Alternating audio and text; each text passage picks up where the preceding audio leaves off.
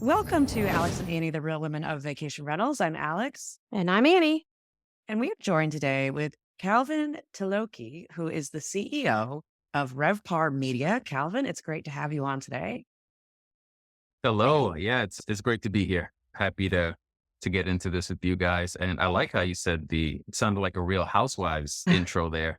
I have been sucked into the Real Housewives world with my wife. So I'm Oh, pretty well versed in all that reality TV stuff. So we can go there too if you want. that's great that you admit it. Most people won't even admit it, so I think we're starting off on a good note here. Yeah. Oh yeah, no, I'm like way into it now. I actually have emotional reactions to some of these things. We're watching Is- some last night. We were watching one, the Miami one, and I'm like, this woman, she's pissing me off. I can't watch her anymore. Oh, Like I'm into it now. Yeah.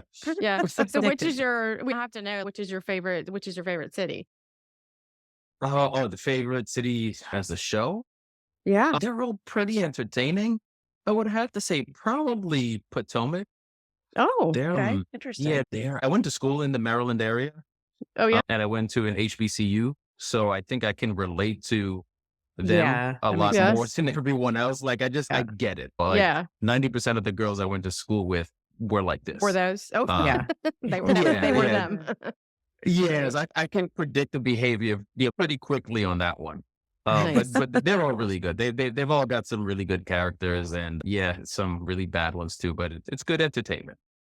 So I think we could have another episode about the Real Housewives and talk about all those. I grew up in the Uh, Potomac. I'm from the Washington D.C. area too, so I watched that one to okay. see if I knew anybody on the show, like in the background, but didn't know any of them. But I think what we wanted to talk to you about was your business, your Rev Problems. I became a huge fan of Yeah. yours a couple of years ago and have been following you ever since. And you delight me every day with something hysterical, Thank you. something that I know all the people that are in all your memes.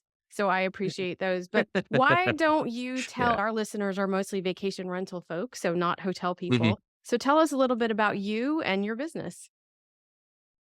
Yeah, this all really started with me just being silly at work, making memes when I'd get off a conference call with some coworkers and stuff like that. A funny situation would come up, and I've always had this very silly sense of humor. It's just I was born with it. I've been blessed with it. I've been able to really and I've come to find out it's like a stress relief for me.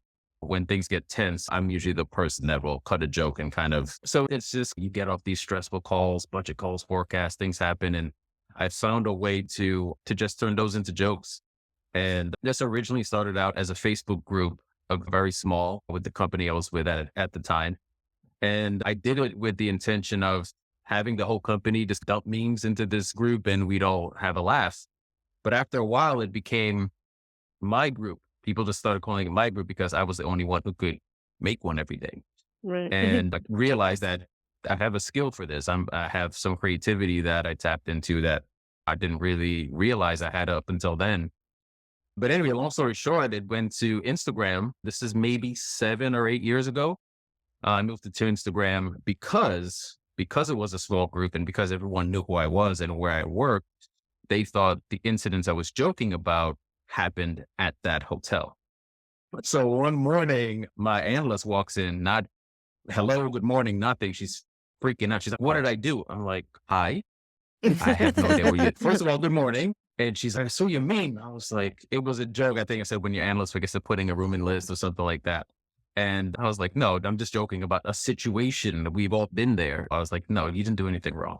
At that point, I realized I needed to go to Instagram. And for the first few years, I was faceless on Instagram. No one knew who I was, with the exception of the people who were in that group. Yeah, which is maybe a couple hundred people. And then from there, as I said, I think how this has evolved into a business is I've grown quite a few followers. So I do marketing through my page. I've marketed for hotel chains, hotel companies, revenue management trainings, people that want to reach the hotel audience, the people who are working in the industry know that they can come to my page and see a very captive audience. My engagement has always been very high. And I think more importantly, learning the skill of social media wasn't really too different from revenue management. And I've realized that just knowing the same way you need to know your market, you need to know your guest, you need to know what they like in order to present your hotel in a certain way, to price your hotel in a certain way. if you have a 5-star property, you're probably not going to put out a Labor Day sale discount. That doesn't really vibe with your clientele. So something as simple as that, simple for revenue people, because we look at things that way, or sales and marketing. It's very similar with social media, like you mentioned in the intro, and the people in my memes, because we work with these people, right? I am the people in your memes. You talk about the same.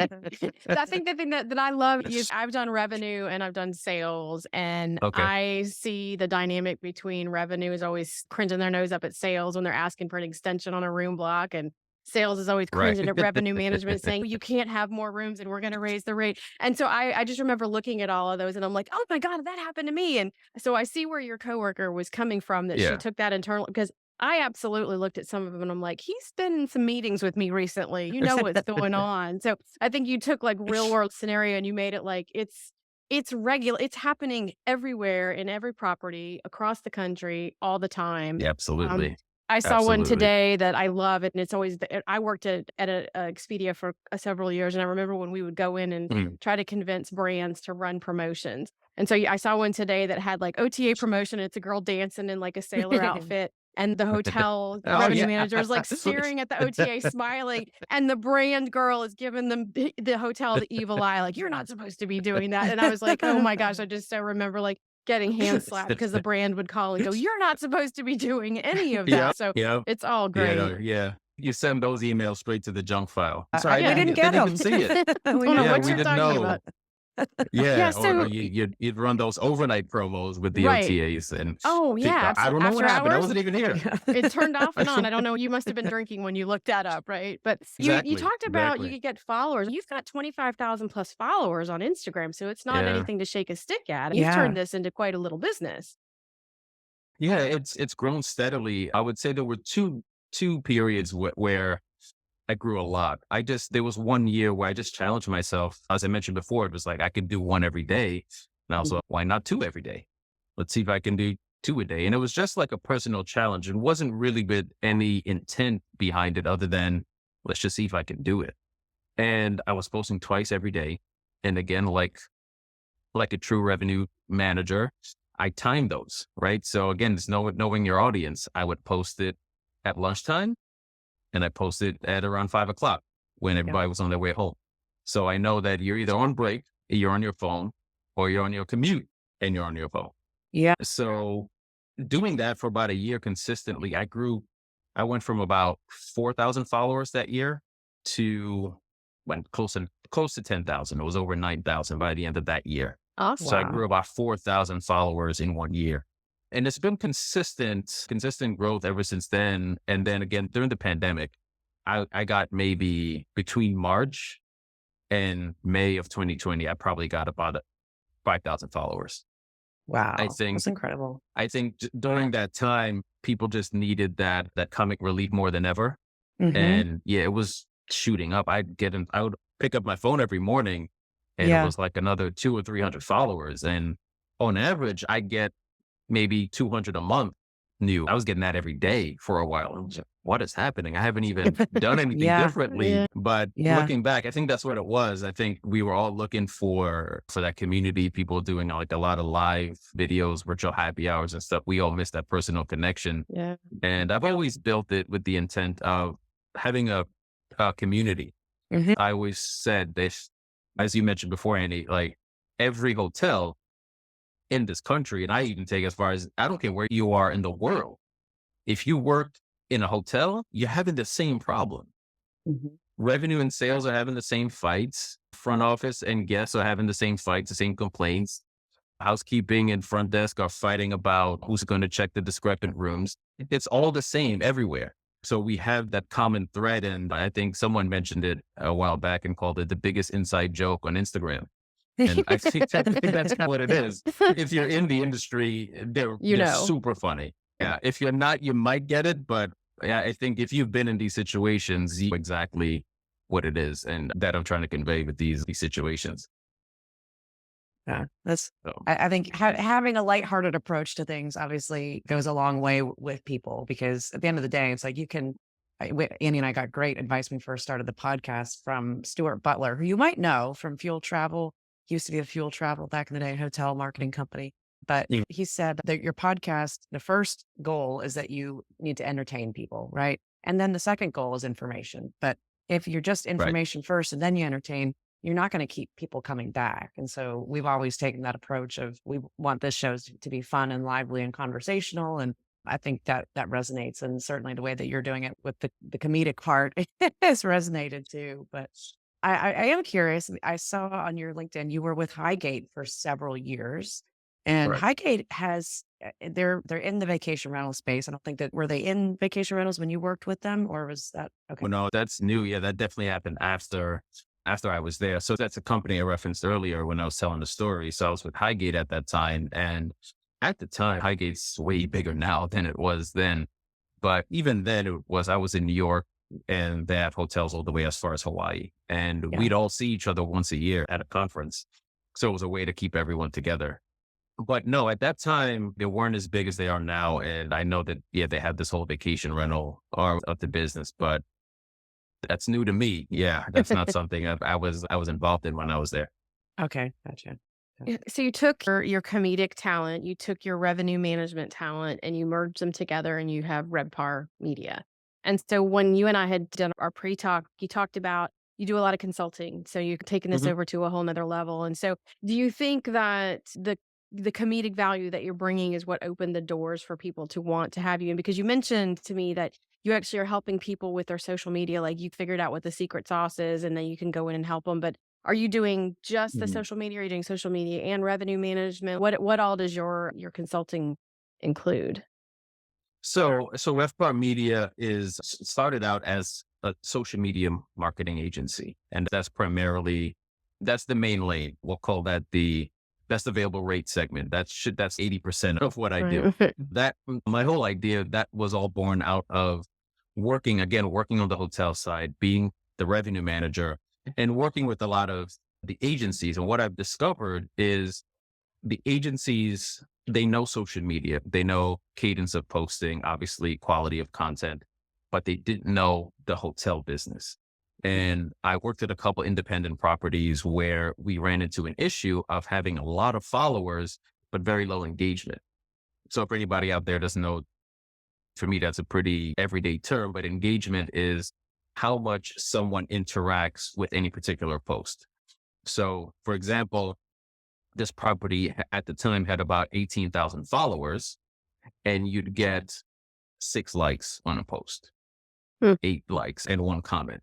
So the engagement rate was very low, it's less than 1%, which is, to put it another way, if you have an email database for a business and you've got 18,000 names in that emails in that list, but only 0.1% of them are even opening the email, you've got a bad list, Right. right? Yeah. Yeah. They're not interested in what you're sending out. And that's basically the same concept with social media. Now, as a revenue manager sitting there, you'd get from your GM, hey, let's put out our promos on social media. And it's going to be pointless because nobody's really looking at what we have. So as someone who's worked in hotels for as long as I have, which at this point is over 20 years, being able to take that knowledge while also understanding how social media works and putting those together. So for example, I worked at a property that was going to do some PR for the final season of Game of Thrones. So what they wanted to do was just come in, do this nice photo shoot, and get it published in the New York Times and all of these different publications. So I'm in this meeting, in a PR meeting, and I'm like, how much are we selling the suite for?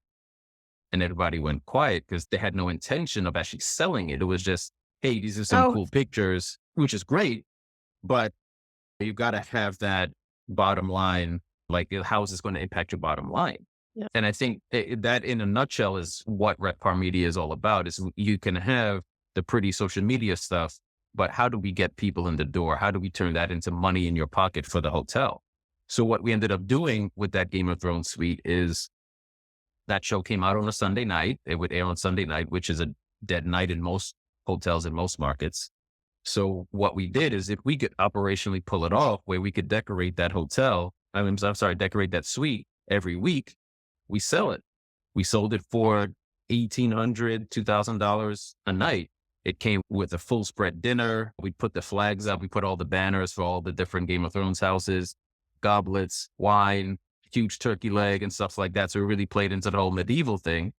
And yeah, we sold that. So we made an extra 20,000 in revenue by the end of that season, the season of the show, selling rooms that would have went empty anyway. And that's how you merge hotel knowledge, revenue management, bottom line. How do we use PR and social media to get people in the door and put money in your pocket? Because in either way, if we just go the social media way, they don't understand that. They don't really understand. That's not top of mind for them. It's, let's just put the pretty pictures out there, get some followers so it looks good. But what does that really do for you? Yeah. Yeah. I love that. I think we talk about this quite a bit on the show, that even in our space, it's the same thing. Revenue management as a standalone practice, marketing as a standalone practice.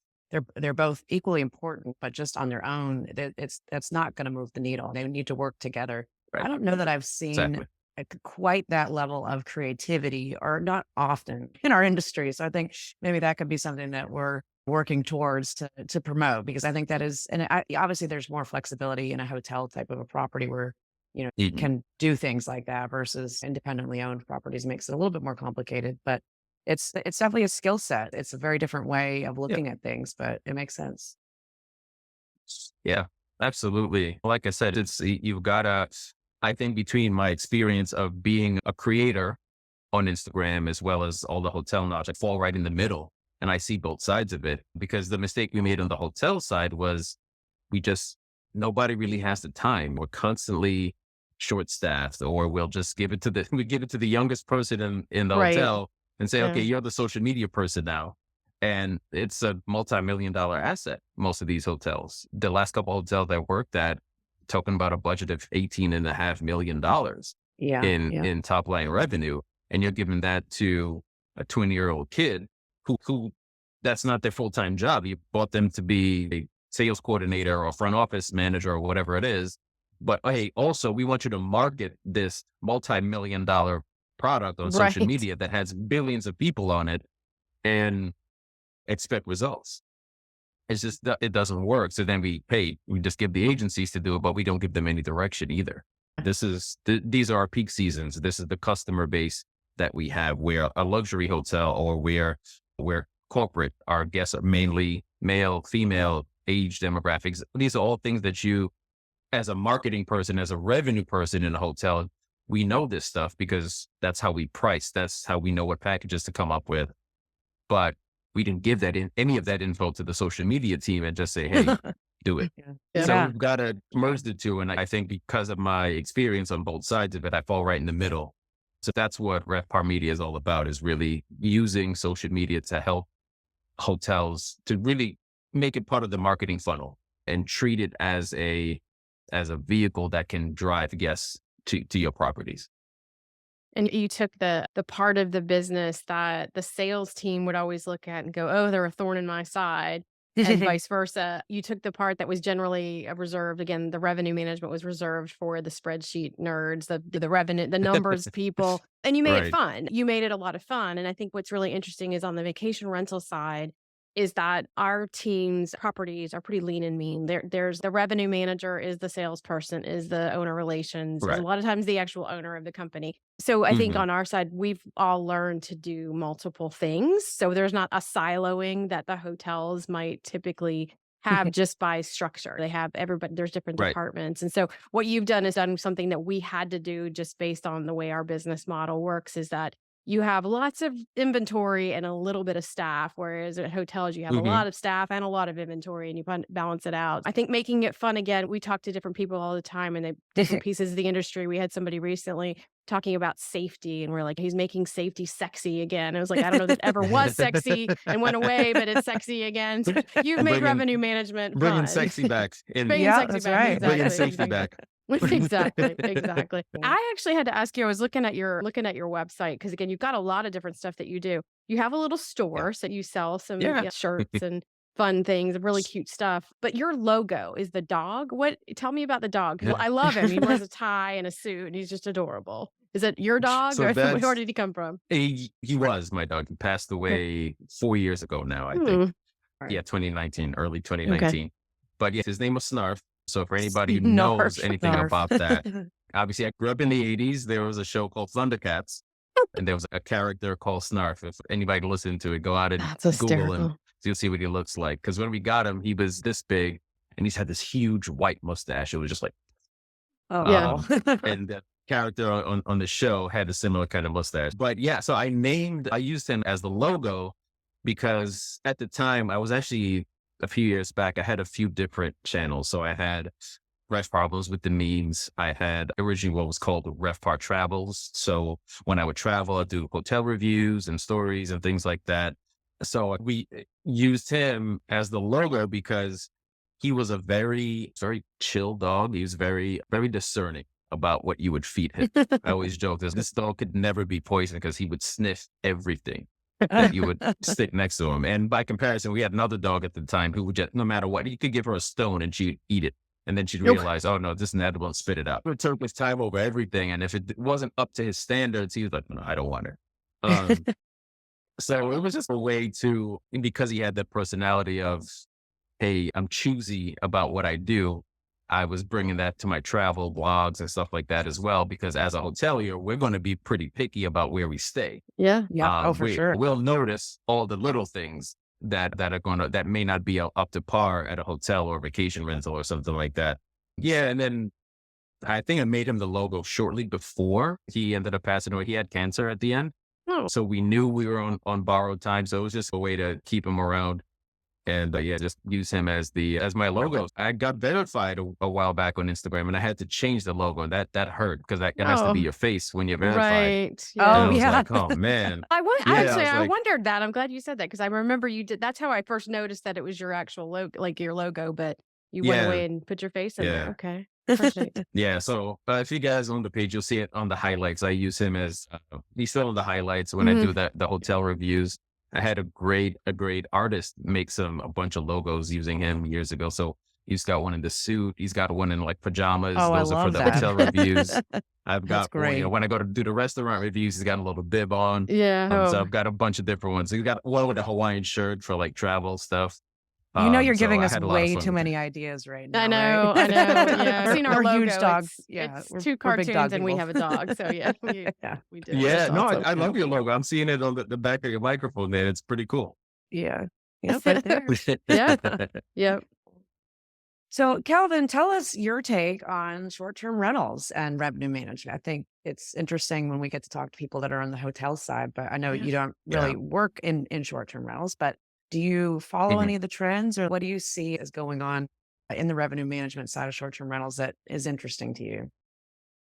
I think going back to the beginning, I was obviously in hotels when this became such a big thing. Airbnb was just stealing share all over the place, especially starting out in San Francisco. And Yeah. I think we know what's happening in New York now with vacation rentals in New York City, at least. But it's one of those things where I'm going to date myself, obviously, but I've been in the hotel space for 20 years at this point.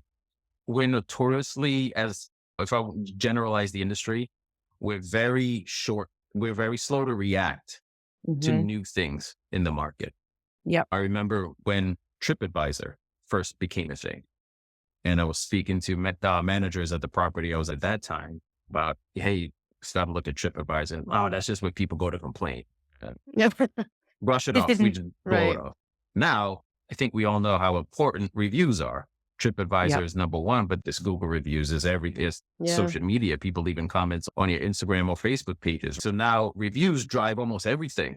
Again, as a revenue guy, the amount of times I'd get upset because we've got to give a refund to somebody who is an idiot, but hey, they're going to leave a bad review. Let's not. It's driving so much of what happens in the business. And very similar with vacation rentals. Like when it first came around, people were like, nobody's going to want to do that. People are just going to want to stay at hotels. Really? Like, you don't think that we may at least want to assess what's happening? But then now, again, fast forward a few years, and it's a huge piece of the customer journey. It's a huge thing to fight against for a hotel. And now it's even gone so far as you can book a hotel on Airbnb or some of these other platforms, because who was like, hey, if you can't beat them, join them type of thing. So I think I say all that to say, I think what is really led to, I think how it's helped the hotel industry, we could start there, is it's forced hotels to become a little bit more experiential. Hmm. And I have a friend who works in sales, and I'll never forget it. He told me years ago that sometimes when he wakes up in the morning, he'd have to look at the phone in the hotel room to know what city he was in Oh, because he was wow. traveling that much. Yeah. He just had no idea. But for me, what made it click was you're staying at boring hotels. Because when you go into a place, you walk into a building that's cool or experiential, you don't forget it. You Hmm. know where Yeah. you are. So that tells me you're staying at a cookie cutter, not to Yeah. Hilton or Marriott, just the regular cookie cutter hotel that looks the same in every city. Yeah. Exactly. And now the way I think that the vacation rental aspect of it is because you can book a home in Vermont on the lake, in the woods, at the beach, and you can do so many different things. And they're in Hmm. so many different places that I think that's why a lot of people gravitated towards that. Hey, instead of staying in a hotel room, why don't we get a house? Why don't we get this apartment? The first time I did it, my wife and I went to Switzerland. Hmm. And the first time we went together, because she went to school there years ago, but the first time I went with her, we stayed in a hotel. Beautiful, breakfast every day. It was nice, but it's a small room. You're not going to hang out in the room, Yeah. right? Hmm. But it's also where we were in Switzerland. It's not the kind of destination where you're like, hey, let's go sit at the beach. There's no beach, but it's not an active place. You'll walk Right. around the lake, you'll hang out, but you really just want to sit in a place and just enjoy the view. Sure. Yep. So the next year we did a vacation rental. We rented a house, and like I told you guys in the lead in, I felt dirty the first thing. It was like, I'm a hotel guy, right? Like I went to school for I can't believe we're hotels. I doing work in this. Don't tell yeah, anybody, Wait, right? not only that, I'm a revenue manager. Yeah. I'm not supposed to be helping this industry, but when we did it, it was so much better. It felt like your day was just so much longer because you don't have to run out of bed to go grab breakfast by a certain time. We can wake up whenever we want. We've got a kitchen downstairs. We can make breakfast. We go out, we walk around the lake, do what we want to do, shop, whatever, come back home. But then you've got the evening because now you can have dinner outside, sit, enjoy the lake, have a glass of wine, and stay out there till 9, 10 p.m. and just enjoy what that destination is really about. Now, if you want to stay in a hotel and have a view of the lake and a balcony, you're going to spend a lot more than we were prepared to spend at that time. So I think how it's helped is hotels have been forced to create more experiences. You'll see a lot more brands and a lot more hotels have good public space. When you come into a hotel, think of a brand like Arlo, or there are a lot of more boutique hotels where the rooms may be small, but you've got great lobby space and what they call now Instagrammable shots in your Right. lobby. Yeah. There's a reason they're doing that. And I think a lot of that is, yes, social media. You want to be able to take these pictures and have people, but again, it's because you want people to know where you are, right? If you just walk it into a regular Marriott in downtown, whatever city, America, take a picture in the lobby, they don't know where you are. That could be Right. any hotel in any city in this country. But if you're at a fun boutique property that's done some really cool things in the lobby, hotels that have candy shops right in the lobby, or some cool photos or something like that you can take pictures in front of, that's how I think the vacation rental aspect of this has actually helped hotels, and it's forced hotels to change Hmm. because there's another game in town for guests now. They have that choice as opposed to just having to book at a hotel when you go to a city or you go anywhere. You can book a nice house. You can sit outside and barbecue and grill and don't have to deal with somebody knocking at your door, at 9:30 in the morning. Right. You don't have that problem. It's interesting you say that because I think one of the things that we talk about a lot, and it's been a very hot topic, several hot topics, but is the kind of standardization of vacation rentals. And we've talked about how do we make people that are hotel people who are coming over into vacation rentals and they're expecting linens and they're expecting housekeeping service and they're expecting Right. these things. How do you service them and not ruin what the vacation rental experience is? So we as an industry have been very Yeah. focused on how do we elevate operations and not to do away with the uniqueness of a property and its destination, but to be able to have a level of standards that if you go to a vacation rental in Switzerland or New Jersey or Florida, that you're going to get the same Hmm. level of service like what you would with a hotel. So it's interesting to hear you say that this has made the hotels think about the way they operate, which I started in hotels and was in vacation rentals, and I see how both of them have synergies that can work together, and they're very Right. complementary to each other. And while vacation rentals is where my passion lies, and I certainly feel like we have a lot of opportunity, COVID gave us a really great spotlight, a great stage. It's made us think about the Sure. way we need to operate, but clearly there's no slowing hotels because they're still developing them. They're still building them Yeah. all over the world. Yeah. There's still Mhm. an appetite for that. But I think what's really cool is, and what this all means to me is that we can now coexist. There are times when people are going to want to stay in a hotel. My husband and I, we stay in hotels all the time. It's just he and I. Now, if we travel with our Hmm. son or other family, we're going to run a vacation rental because we want the space. If we go Mhm. to a Yeah. city, we're going to tend to stay in a hotel because the person at the hotel knows that city. And until we get the lay of the land, maybe next time we'll stay in a vacation rental. I think you bring up a very valid point that both of us can learn from each other. I have Mhm. a question related to like the revenue management and like your Revpar media. Do you have a lot of your clients that actually now, maybe 18 months ago, never mentioned vacation rentals, but now they're very interested in, hey, there's rentals right down the street from my property. How do I price against them? How do I compete against them? Do you have that Yeah. come up more than you've ever had?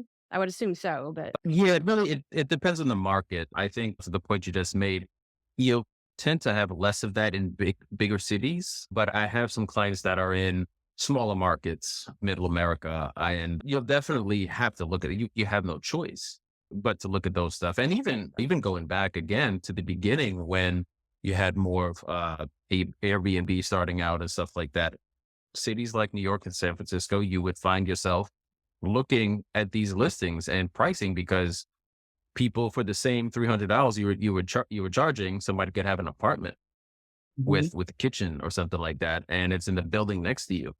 You know, so I think in the larger cities, because of all the legality and all the things that have happened since we're talking maybe 10 years ago, it's probably a little bit easier in that sense in a big city now. But in smaller markets, it's still a big thing. I think if you're driving to places like Palm Springs or mhm. Orlando, or these kind of places where they're not big cities and people are going for more vacation type things, you're a revenue manager in those areas. You're going to have to be paying attention to what the vacation rentals are charging and Yeah. price yourself accordingly. And again, know your audience and know that guests. Are your guests really looking for more space? Do they want to be able to do their own laundry? Or are they looking more for Mm. the convenience of being in a hotel? The fact that you could just get up, roll out the room, and somebody's going to clean that for you by the time you get back. I've seen some really funny memes recently about Oh, yeah. staying in a vacation rental where somebody's like, "Hey, you need to take out the trash and you need to, Yeah. Oh, yeah. make the bed Yeah. and wash the It's so clothes." much Yeah. work. The Right. list of chores. Yeah. Those memes and Exactly. videos are hilarious. There's definitely some good Yeah. ones out there. Uh, Yeah, absolutely. It's about what guests wants what and when they want it. I've yeah. just like you, and I've been on both sides. I stay at hotels quite frequently, and depending on where we're going, a vacation rental just makes sense Yeah. Mhm. sometimes, and it depends what we want at that time. Mhm. Absolutely. Yeah. And I think for vacation rental revenue managers, that's probably one of the more challenging parts of the job now is for hotels, you're looking at our pricing, but we also have to be looking at hotels too, because in some of the Mhm. markets that you mentioned, you can't just be looking at just vacation rentals because there are a lot of there's hotel products that are suites, they're 2, 3 bedrooms. And so that is a comparison set for the traveler. But beyond that, it's not just, you can't just look at the professionally managed vacation rentals. You need to be looking at the self-managed vacation rentals.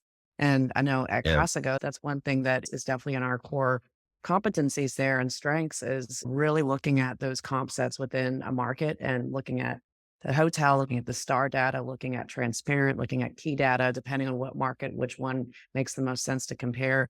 But it's the touch points that revenue managers have now to be able to make decisions and look at things.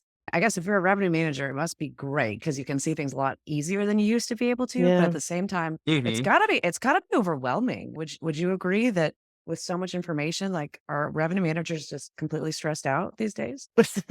I'll answer that question with a story. So I never thought I would end up in revenue because my first job, working at a full service Hilton, my director of revenue was consistently stressed.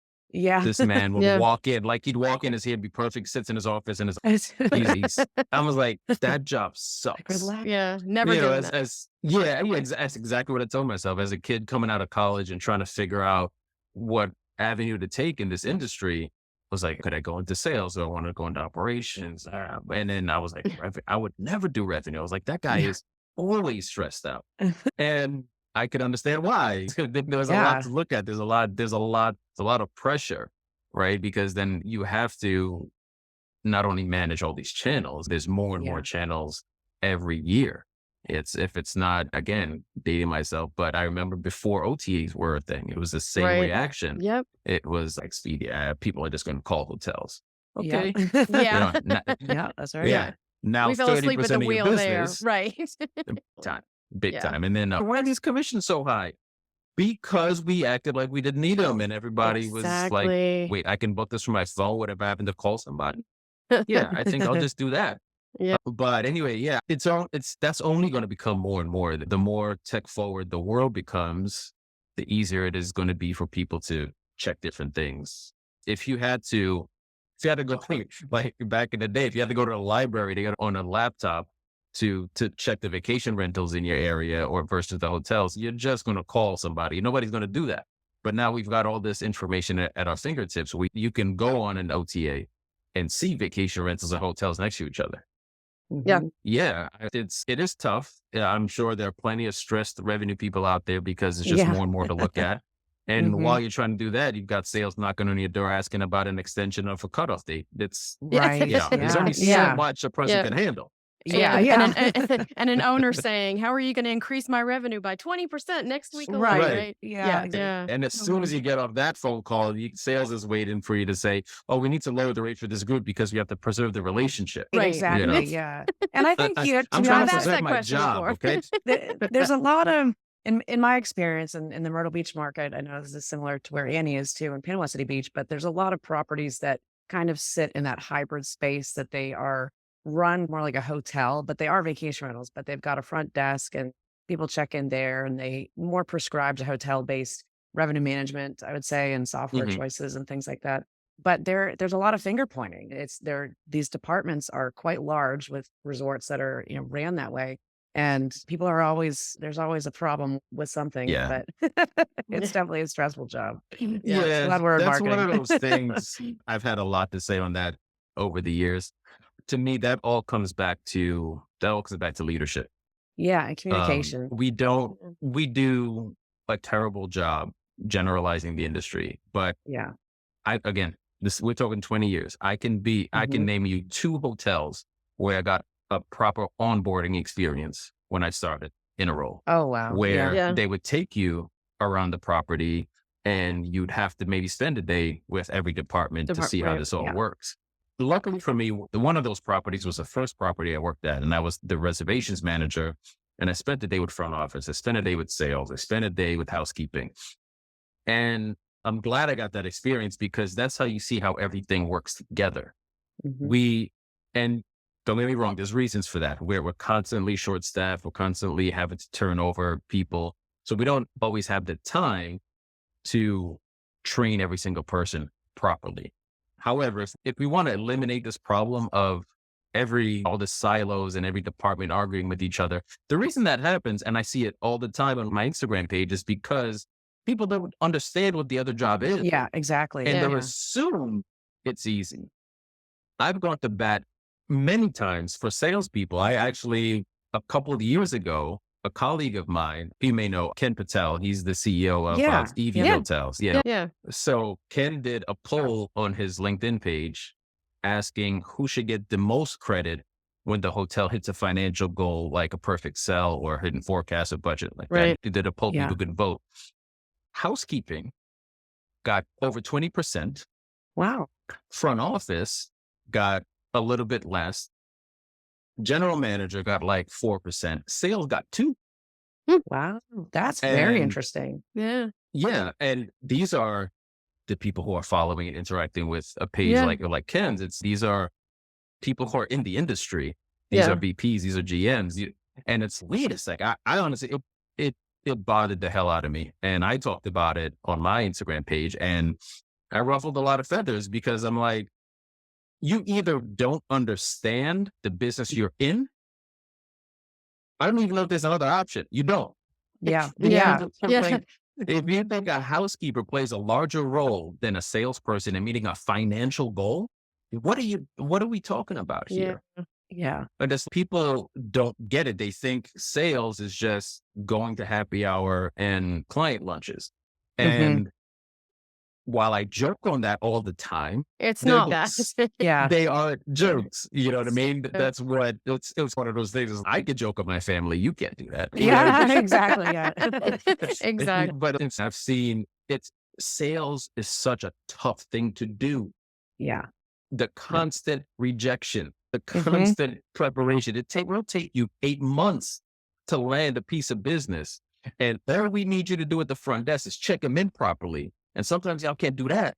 And then you want to get upset that you weren't given all the information. We had a whole meeting for that. It's full resume. Right. You didn't show Yeah. all that. There's a resume that's 4 Oh, pages true. long, right? Yeah. It's then, Oh but my you goodness. missed the meeting. We put it in the brick and we put it under the desk right in front of you. Yeah. Right And you there. Yeah, still Just didn't in do it case.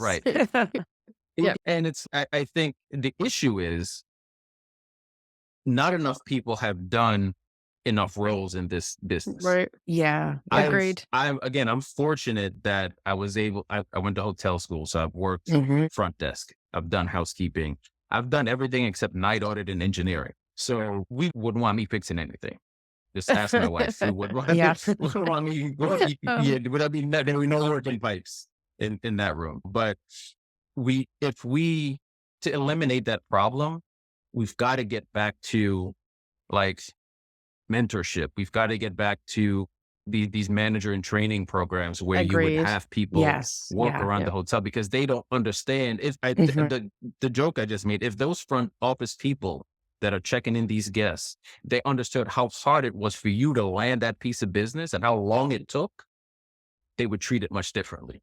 Yeah. Yeah. Yeah. And if they Yeah. understood That's a how really good important point. it was, if they understood how important it was to make sure that, hey, when that VIP gets here, they need to make sure the room is ready, they've got their amenities, and we don't screw it up because that person is making a $1 million decision for Yeah. this hotel. And if we Mhm. don't get it right, they're not coming back next year. And what Exactly. that means Yeah. is we got $1 million less, and that means we've got people that we need to lay off now, Yeah. Yeah. unless we can Exactly. find Yeah. another piece of business. But people, they don't understand that. That's not their fault. That's the fault of Right. leadership. That's our GMs and our Absolutely. VPs' Yeah. fault for not Well, making sure we have a culture that people need to get it.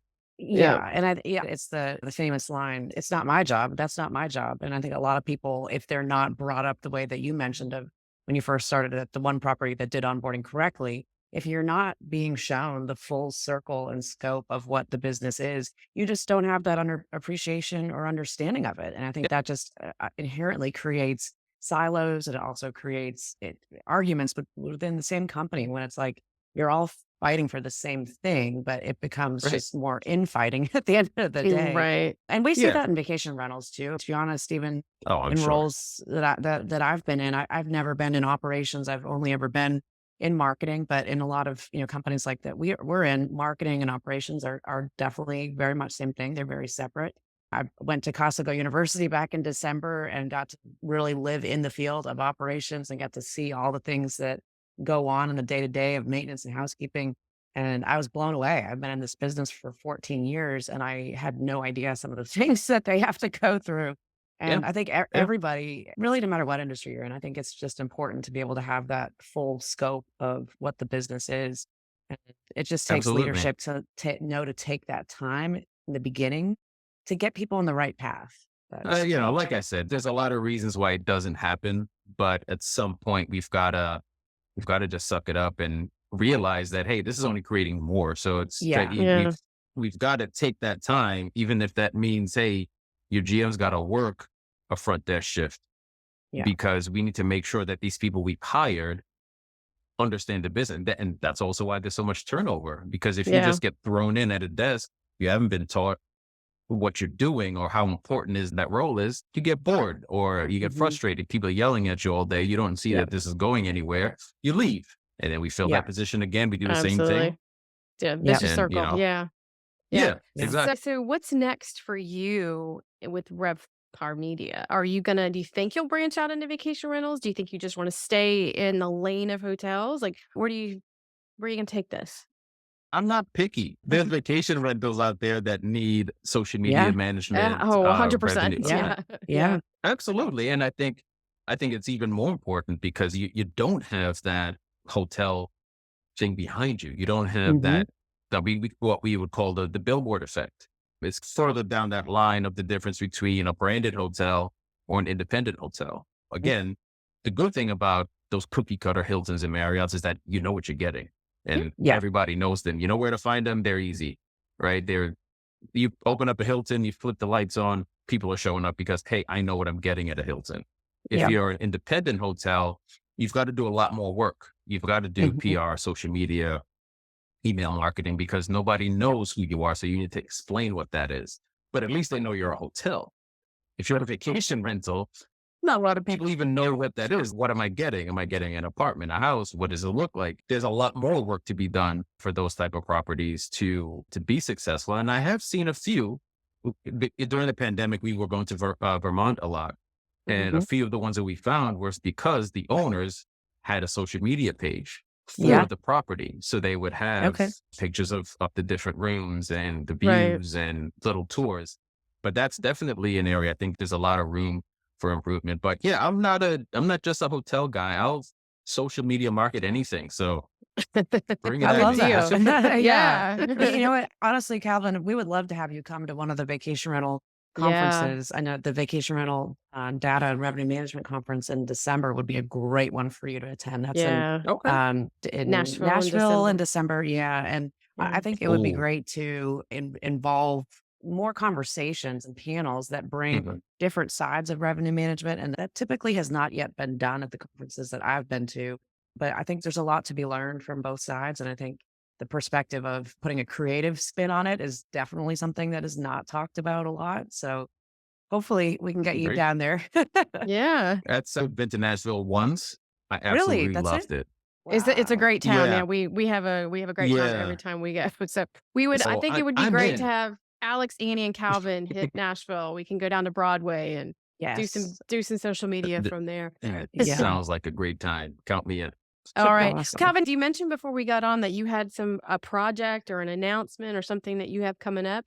And this is going to air next week. So I guess this week when it comes out, like you want to Yes. share it and we're like waiting to hear what it's going to be. I'm Yes. excited. So Absolutely. exciting. Yeah. So you guys told me this was the Alex and Annie News Network. Put a little There you go. um but no, so I'm really excited about it. I partnered with an investment banker. Late last year we had a conversation because he's worked Wall Street and a lot of these larger brokerage firms. And he has a lot of people looking to invest in hotels, Mhm. specifically women and minority owned hotels. So helping out people who will have a harder time getting financial backing for their hotels and or vacation rentals. So we've partnered together. So part of Revpar Media now is another company called Lighthouse Strategic Advisory. This is the first place I've announced it. As I mentioned, by the time this comes out, you guys may see it on my LinkedIn, but we're really excited about it. I will bring obviously the hospitality asset management knowledge. So part of the deal would be you work with us, we help you find the funding, which is first and foremost, most important, but we don't just leave you high and dry once you get a hotel built up and say, okay, what do I do now? You have Yeah. someone like me Love it. who can help you from the asset management side, help you market the property, obviously revenue manage. I have those skills as well. But yeah, we're really excited about it because I think it's really important that we all help each other in this business, and especially the people who have it a little bit harder. I don't have to Yeah. tell two females how hard it is Mhm. in the corporate world out there. I see it firsthand every day with my wife and what she deals with. And obviously I'm a minority, so is he. And we just feel like bringing that allyship, and if we can really help people who make that path a bit easier, Mm. because we've seen it so many times where, and if you go to a JP Morgan Chase or these big, they're not really going to invest in small projects. Yeah. But we can help you do that. We can help you. You don't need to have a $20 million project in order to get funding now. We can find people who are looking to invest and help women, minorities realize their dreams of property ownership. So really excited about that. We're going to be at the lodging conference in a couple of weeks down in Phoenix. But again, yeah, you guys are getting it on the ground floor. That this has not been announced anywhere yet, not Oh even my on my gosh, LinkedIn. love it. So yeah, we're really excited about it. That's Thank you super for exciting. sharing. Yeah, congratulations. we love to Thank we you. love to Yeah. help people get their next leg up, get next step. And it's funny, Alex mentioned the revenue management conference. There's actually a conference like right before it. Mhm. It's a women's summit, women's conference for vacation rentals. So it's just women in vacation Okay. rentals. And there's been a lot of talk the last couple of years about women who dominate the roles within the business, Mhm. but they're not at the senior level, or they're not the ones that are owning the business. Yep. And so I think what you're doing is going to Yep. resonate very well in the hotel space. But I think there's Yeah. also, just putting a plug in there, there's an opportunity within vacation rentals. There's a lot of women that Yeah. have the Definitely. ability to really do strong management for vacation rentals that would probably be very interested in talking with you guys. Mhm. Absolutely. Like I said, we don't discriminate. Hotels, vacation rentals. You want to rent out your tent in the backyard? We'll help you do it. Yeah, exactly. We'll Yeah. help you do it. But no, yeah, obviously, like I said, I'm really passionate about it. I think it's important for us all to bring light to it and help how we can. But yeah, so it sounds like I'm spending 2 weeks in Nashville. Yeah, I think so. Yeah, I mean, Yeah, that's the place you got to be. if you got nothing to do That's the first right. week of December, we'll see you Yeah. there. But Calvin, thank you so much for, again, multitasking, scheduling, doing all this stuff with us. It's been a little crazy, so we appreciate you. I've said Problem this at to a all. few people, but I said this to you. I am such a huge fan of yours. Every morning I look at your Instagram. I love it. We'll make sure that we include that in the show notes. But if anybody wants to get in touch with you, what's the best way for them to reach you? So you can probably LinkedIn is the easiest way. Calvin Tilokee, just look for me there on LinkedIn. Of course, Rep Problems on Instagram. If you want to laugh about working in the travel space, lighthousehospitality.co is live. So you guys can check us out there to find out more about that. And also refproblems.com. I do some travel blogs and a few more things there. You can buy some swag with my dog on it. So Very cool. but yeah, so a few places, but started LinkedIn and we'll go from there. Awesome. Very cool. Congratulations again on the new venture. We're excited to be able to launch that and get that out to the world for you. And we'll be closely watching to see how things go. And hopefully we'll see you in December in Nashville. But Calvin, thank you again for being here today. And thank you everyone for tuning in. If you'd like to get in touch with Annie and I, you can go to alexandanniepodcast.com. And until next time, thanks everyone.